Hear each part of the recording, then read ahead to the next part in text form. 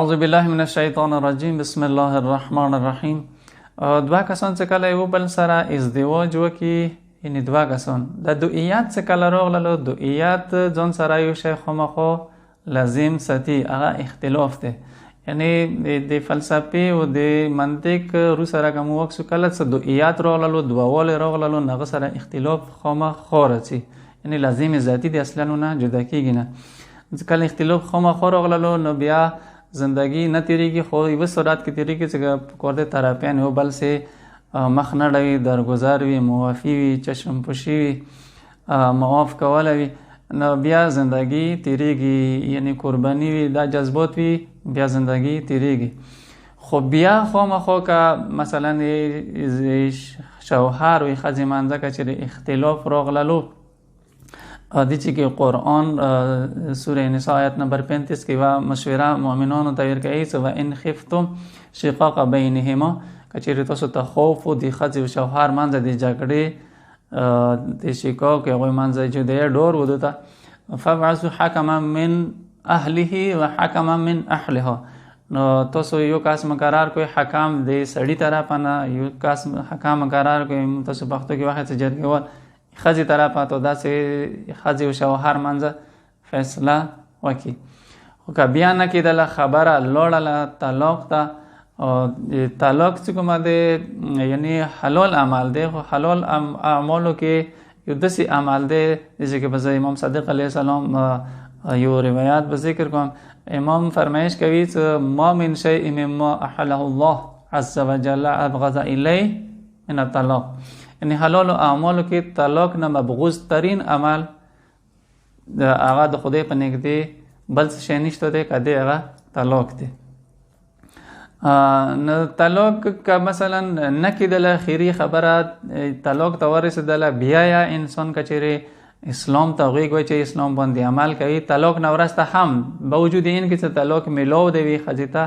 دوه کسانو منځه جدایي دی، بیا چې اسلام ته انسان غوږ چوي کېدای شي د طلاق بیا په ازدواج باندې بدل شي، طلاق اصلا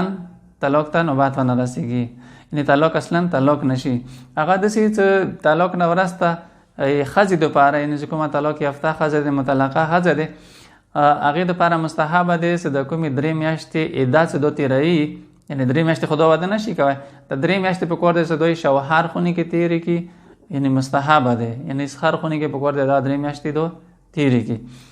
دی فلسفه یاده دی چې دوی منځه کوم بغض دی، حسد دی، کوم اختلاف دی، کېدای شي دا 3 میاشتو کې دا ختم شي.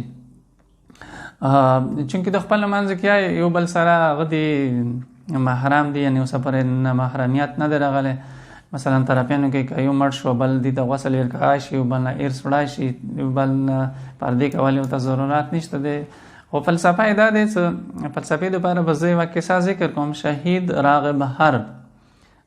جنوبي لبنان اوسېدونکی دی، یو علم دین تیر شوی دی، البته ټایم شورټ دی، زه که دې هسټري ذکر کوم کېدای شي ټایم راسه وخت شي، چې حزب الله جوړولو کې شهید څوره کردار و. هغه یو وخت باندې ښځې سره اختلاف راغللو، تا دا څه خبره طلاق ته ورسېدله، چونکې د خپل عالمو ښځه یا عالمه وه، ښځې ته چې کله طلاق میلاو شولو، خپل شوهر ته دی وایي چې ما ته ښه طلاق میلاو شولو، خو زه ما ته باره مستحبه دی چې زه خپله عده چې کومه دی هغه یې تا کور کې تېره کړم. نو دا چونکې عالمو نو ښځې ورته ویله چې ما نفقه، ما جامې بټون، خوراک خرچه هر څه ته ذمهوار یې. سړی شهیده ورته ویله چې بالکل دا د ما باندې حق دی. دې 3 میاشتې څه هلته هغه کور کې تېرولې، چې کله شهید وتلی ډپټۍ ته چې درس ته تللی، نو دوی به څه وکړل، د کور والا به ځان جوړ کړل، آرایش به وکړل، کومې لارې باندې چې شهید تللی هغې ته به دا کېناستل، یوه ورځې بله ورځې بله ورځې، تو دا څه یوه ورځې شهید راغب حرب هغې ته رجوع وکړلو، یو مثلا وایه څه هغې ته ویله چې تی ما دوباره ښځه یې، کوم طلاق و هغه کسه بیا دوباره په واده باندې بدل شو. دې چې دوباره د عقد الویستلې ضرورت هم نشته دی، صرف داسې یو کار وشي، شوهر داسې یو کار وکړي چې هغه دلالت وکړي په دې باندې چې شما خپلې ښځې ته دوباره چې وکړلو رجوع وکړلو. نو که څه اخري حد کیا که چېرې مو اسلام ته ویګ وچو اسلام باندې عمل کوو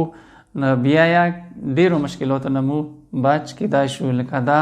څه تعلق بیا دوباره و د باندې بدلیدای شي. دې سره تاسو نه اجازه غواړو. الحمدلله رب العالمین.